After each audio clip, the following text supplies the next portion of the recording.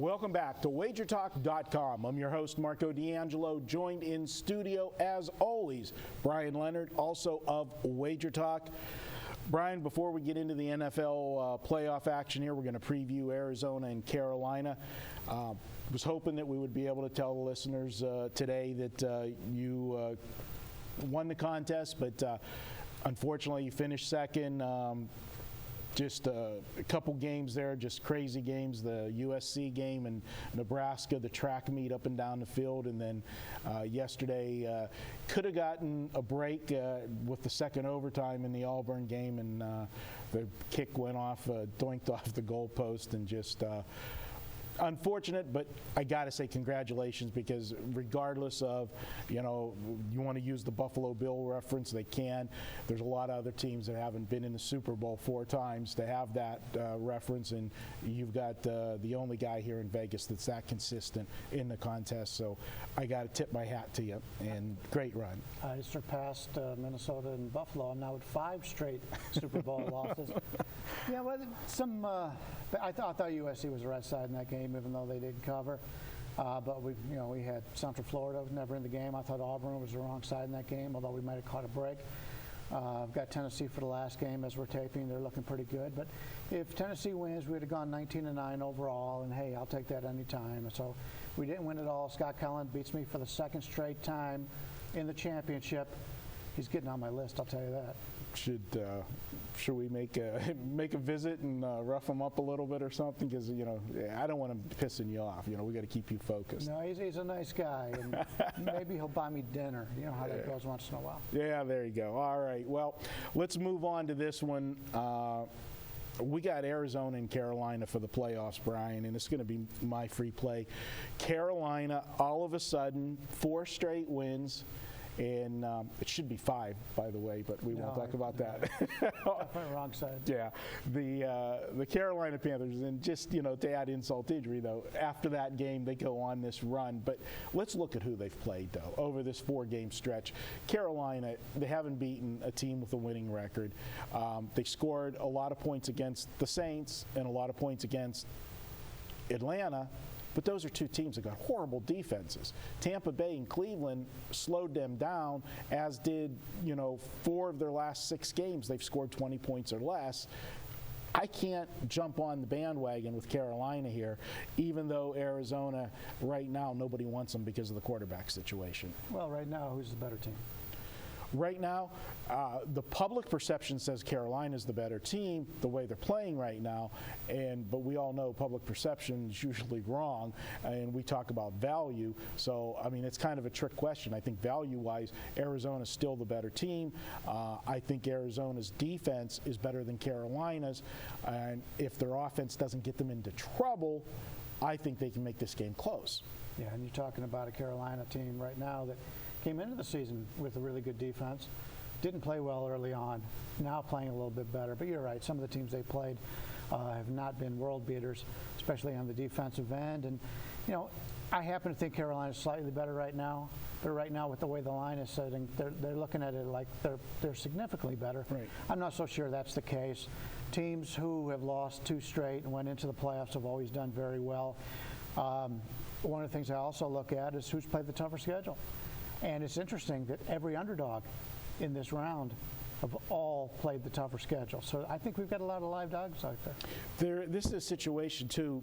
You look at Arizona, and everybody's going to look at those last 2 games.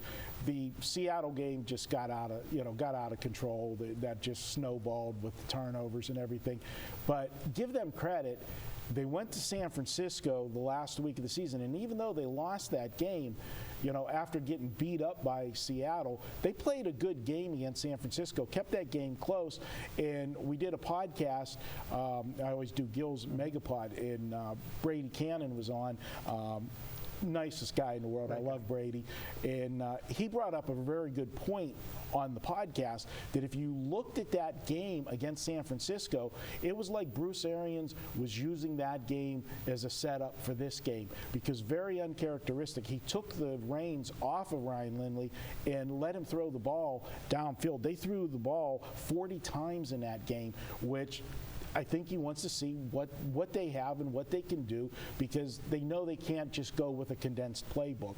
So the fact that they were able to stay in that game and give him a little bit of confidence, I think that's going to serve them well going in here to Carolina. I think Arians got a lot of confidence in him, because when he came in that game with the injury to the number 2 quarterback, a lot of people thought he was just going to hand the ball off. But no, he comes out throwing. I mean, he's got confidence in this kid, and he doesn't have a great track record, but look at what Ohio State's done with a third-string quarterback. Come on now. So I don't think there's going to be a lot of points in this game. Obviously, the total's, 38 or in that range. So they don't expect many points anyway. And you're catching a team, like I said, coming off a couple losses. Everybody's given up on them. And this is a team, as the season's gone on, we found ways to win. And I'm not laying 7 points with Carolina, I'll tell you that.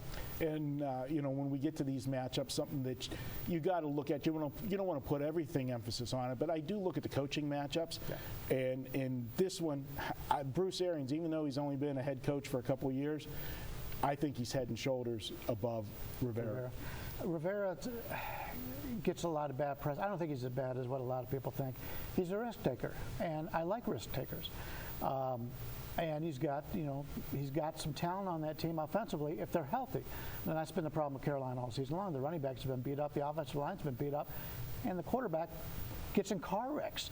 So they're not the healthiest offenses there is, and they're playing a very good defense here. So you got superior coach with Arizona, you got equal, I won't say the better, but they've got an equal defense with Carolina, and you're catching a pretty good amount here. So I like the dog. All right. Well, that's my official play for this one. We're going to take Arizona. And, guys, I hope you've been watching these videos. We have been kicking some butt here with these videos, Brian and I. Going in, we got a play pending the Tennessee game. We got the under in that one. But going into that game, 17-5 run with these free pick videos the last 22. And I'm pretty proud of that, the fact that you and I have been doing that. We've been making jokes on Twitter and at the dynamic duo and the heavyweights in the end. Yeah, well, we are. But we're having some fun with it. And a lot of feedback on Twitter from the followers. And we want to thank everybody that's been watching them. Yeah, it's been great, and it's always good to make people money, and we're on one of those rolls right now, so let's continue to do so. All right, we've been making you money. Let's give you some money. For watching the video, we're going to give you $10 if you want to go to wagertalk.com and make a purchase this weekend. You can use wildcard 10. Wildcard and the number 10, enter that in at checkout. You'll get $10 off any package. And I'll tell you a package you might be interested in this week. I've got my 5% playoff game of the year. I've only released 13 5% plays the entire football season. Think about that. All the way back to August into January, we've had 13 of them. We're 10-3. I got lucky with one on New Year's Day. I'll take it, because the gambling gods giveth, and they come right back and taketh away, because we're taping on Friday. Right after the game ended, I had to head in here and do the videos. I had Pitt this afternoon, and if you watch the end of that game, well, it's a fun business we're in sometimes, Brian, let me tell you. You can never count a winner until the game's over. There you go. All right, he's Brian Leonard. I'm Marco D'Angelo. We'll be right back. Take a look at another NFL playoff game. Heading to Sunday action, we're going to preview the Lions and the Cowboys up next. WagerTalk.com.